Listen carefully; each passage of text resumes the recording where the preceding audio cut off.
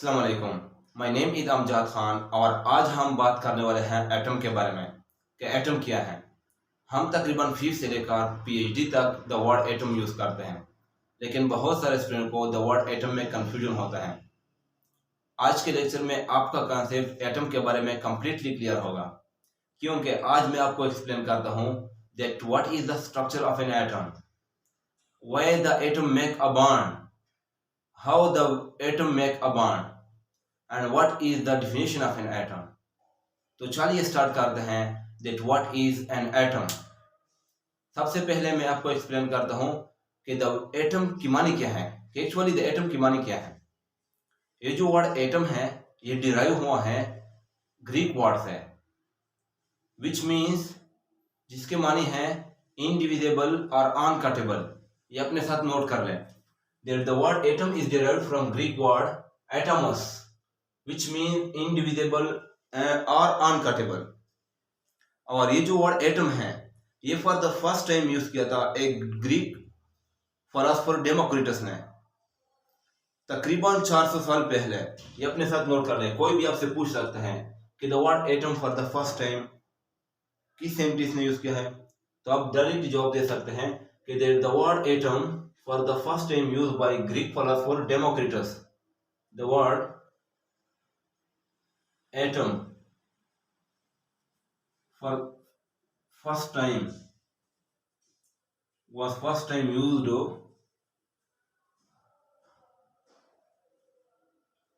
used by Greek philosopher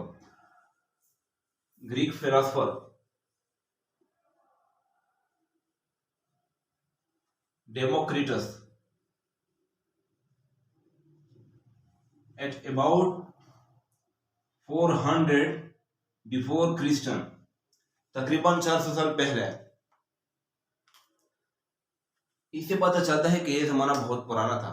इनको इतना पता ही नहीं था कि ये जो एटम है ये अगेन डिविजिबल है। आजकल ये प्रूव हो गया है कि atom consist of proton, neutron and electron. ये अपने साथ नोट कर ले that the atom consists of what? Proton, neutron and electron। अब ये प्रूव हो गया है कि एटम जो है वो डिविजिबल है। ये बहुत पुराना जमाना था, इनके साथ इतना नॉलेज नहीं था।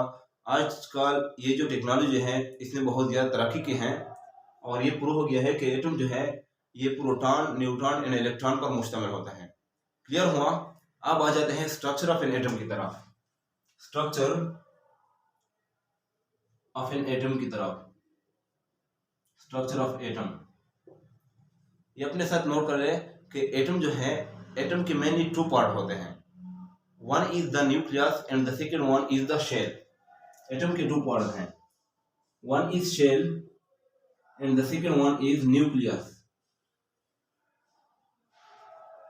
ये जो शेल है इसमें इलेक्ट्रॉन प्रेजेंट होते हैं, इलेक्ट्रॉन। और ये जो न्यूक्लियस है इसमें प्रोटॉन प्लस न्यूट्रॉन प्रेजेंट होते हैं।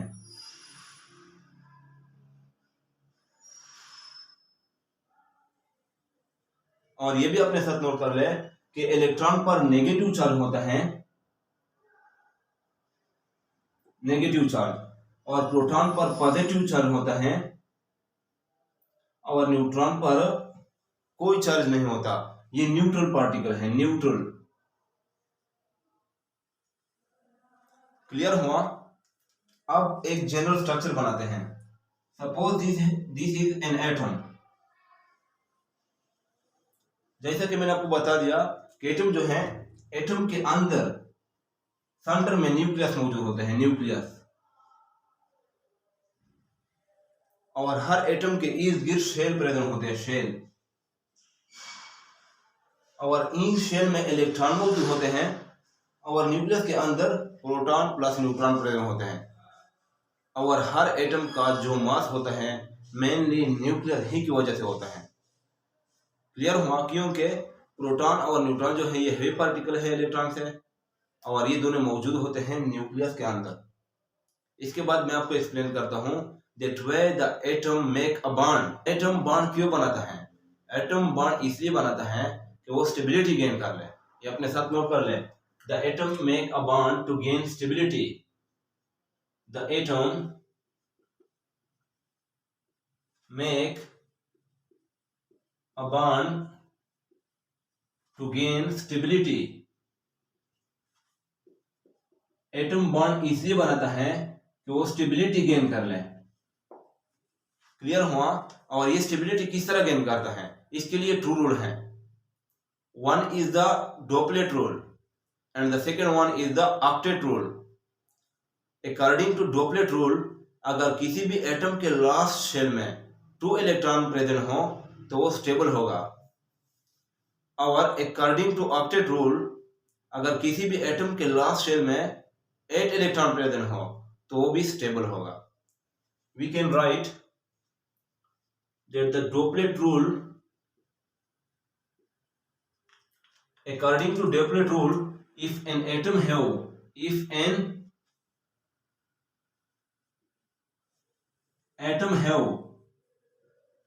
2 electrons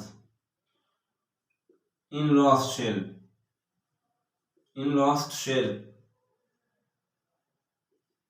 it will be stable। तो वो स्टेबल होगा। जैसा कि हीलियम जो है इसके लास्ट शेल में 2 इलेक्ट्रॉन है और ये क्या है, एक स्टेबल एटम है।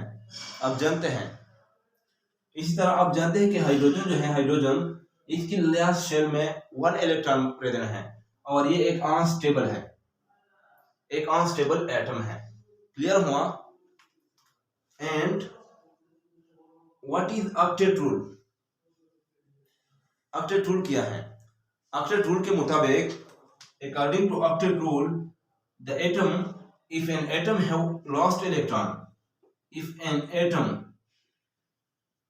have 8 electrons in lost shell, it will be stable। तो वो स्टेबल होगा। जैसा कि नियान के लास्ट शेल में 8 इलेक्ट्रॉन प्रेजेंट हैं और ये एक स्टेबल एटम है। अब जानते हैं, क्लियर हुआ? और आप ये भी जानते हैं कि हमारे साथ जो क्लोरीन जो है इसकी लास्ट शेल में 7 इलेक्ट्रॉन है और ये एक अनस्टेबल एटम है। अब जानते हैं कि ये स्टेबल नहीं है। क्लियर हुआ? और why the atom make a bond, और आपको पता चल गया कि हर एटम बॉन्ड इसलिए बनाता है कि वो स्टेबिलिटी गेन कर ले। क्लियर हुआ? अब आ जाते हैं how the atom make a bond. Atom जो है बॉन्ड किस तरह बनाता है?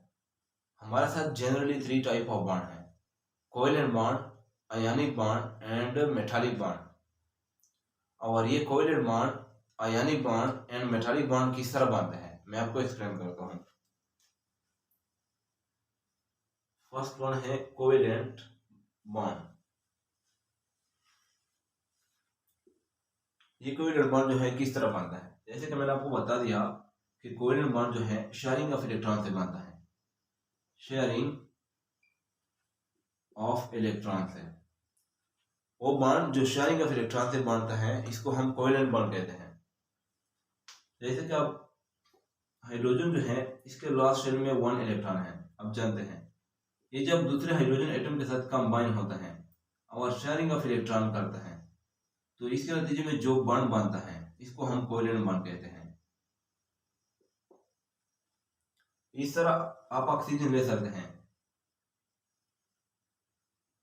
जब 2 ऑक्सीजन कंबाइन होते हैं और इनके दरमियान शेयरिंग ऑफ इलेक्ट्रॉन होता है तो इसके नतीजे में जो बॉन्ड बनता है इसको हम कोवेलेंट बॉन्ड कहते हैं।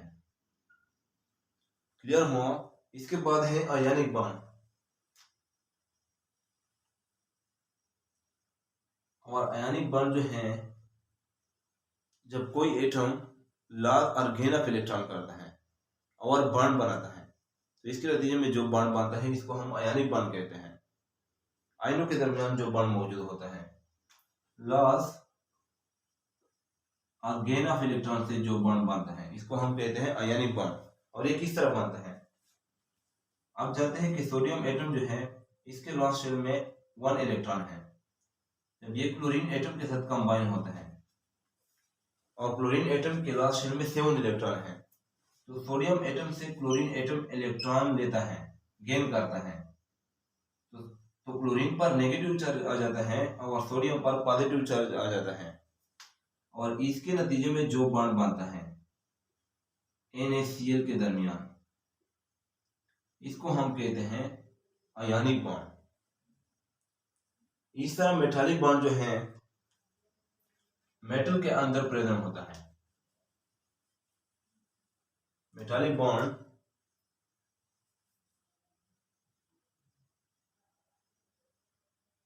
मेटल के अंदर प्रेजेंट होता है। और ये किस तरह होता है, suppose this is the piece of metal, iron metal.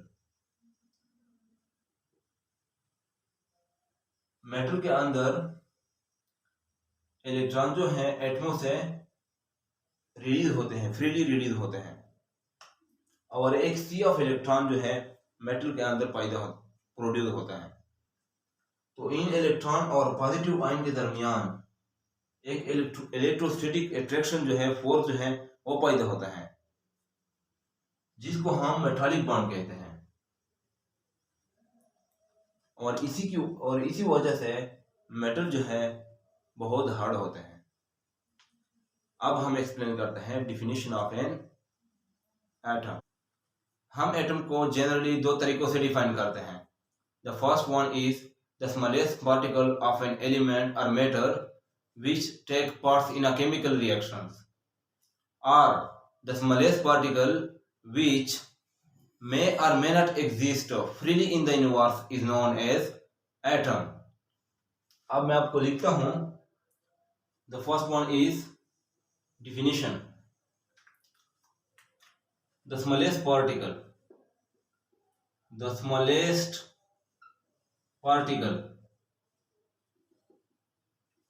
which the smallest particle of an element or matter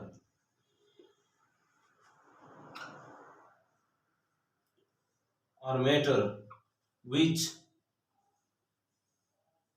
takes part in a chemical reaction, वो छोटा सा छोटा पार्टिकल किसी भी एलिमेंट और मैटर का जो केमिकल रिएक्शन में हिस्सा लेता है इज नोन एज, इसको हम एटम कहते हैं। वो छोटा सा छोटा पार्टिकल किसी भी एलिमेंट और मैटर का जो किसी केमिकल रिएक्शन में हिस्सा लेता है, इसको हम एटम कहते हैं। और हम एटम को इस तरह भी डिफाइन करते हैं, the smallest particle of an element or matter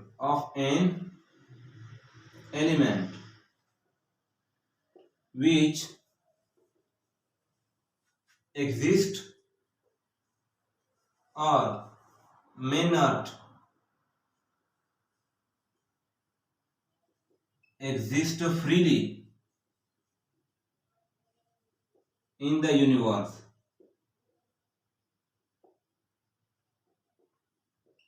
is known as atom. वो छोटा सा छोटा पार्टिकल किसी भी एलिमेंट का जो कि एग्जिस्ट कर भी सकता हो और कर भी नहीं सकता, इसको हम एटम कहते हैं। अगर फ्री एग्जिस्ट कर सकता है तो बहुत अच्छी बात है, अगर नहीं कर सकता तो वो दूसरे एटमों के साथ कंबाइन होके एक स्टेबल मॉलिक्यूल और कंपाउंड बनेगा। जैसे कि मैंने आपको बता दिया कि हीलियम जो है, इसके लास्ट शेल में 2 इलेक्ट्रॉन हैं और ये एक स्टेबल एटम है, फ्री एग्जिस्ट कर सकता है। इसको हम मोनो एटॉमिक मॉलिक्यूल भी कहते हैं। ये जो ग्रुप 8 एलिमेंट है, क्लियर हुआ। और मैंने आपको बता दिया कि हाइड्रोजन जो है इसके लास्ट शेल में 1 इलेक्ट्रॉन है और ये एक अनस्टेबल एटम है। ये जरूर किसी दूसरे एटम के साथ कंबाइन होकर एक स्टेबल मॉलिक्यूल बनेगा और कंपाउंड बनेगा। जैसे कि मैंने आपको बता दिया कि ये हाइड्रोजन दूसरे हाइड्रोजन एटम के साथ कंबाइन होके H2 मॉलिक्यूल बनेगा, जो कि H2 मॉलिक्यूल जो है ये एक स्टेबल है और फ्री एग्जिस्ट कर सकता है। क्लियर हुआ? I hope that your concept is clear about an atom. अगर आपको मेरी वीडियो अच्छी लगी हो तो please subscribe my channel. Thanks you for watching.